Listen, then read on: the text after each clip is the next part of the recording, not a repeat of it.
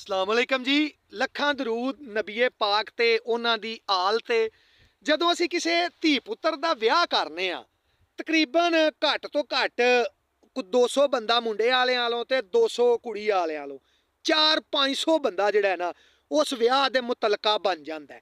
ਫਿਰ ਵੀ ਵਿਆਹ ਤੋਂ ਬਾਅਦ ਯਾਦ ਆਉਂਦਾ ਹੈ ਕਿ ਫਲਾਣੇ ਨੂੰ ਤੇ ਸੱਦਿਆ ਹੀ ਨਹੀਂ ਸੀ, ਫਲਾਣੇ ਨੂੰ ਤੇ ਆਖਿਆ ਹੀ ਨਹੀਂ ਸੀ।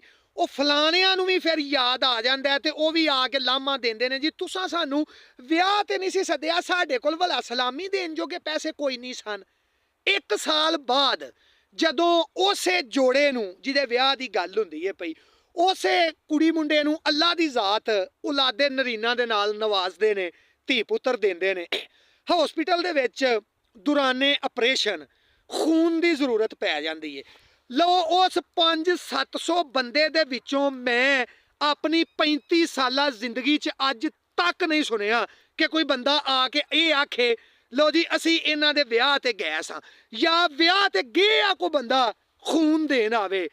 ਉਸ ਦੌਰਾਨ ਹਸਪਤਾਲ 'ਚ ਜ਼ਰੂਰਤ ਹੁੰਦੀ ਹੈ, ਉਦੋਂ ਉਹ 400-500 ਬੰਦਾ ਕਿੱਥੇ ਹੁੰਦਾ ਖੂਨ ਦੇਣ ਦੀ ਵਾਰੀ। ਵਿਆਹ ਦੇ ਵਿੱਚ ਤੇ ਗੱਡੀਆਂ ਇੰਜ ਭਜਾਉਂਦੇ ਨੇ ਇੱਕ ਦੂਜੇ ਦੇ ਅੱਗੇ ਪਿੱਛੇ ਲਾ ਕੇ ਕਿ ਖੋਰੇ ਇਹਨਾਂ ਦੀ ਸਲਾਮੀ ਮਾਫ ਹੋ ਚੱਲੀ ਏ।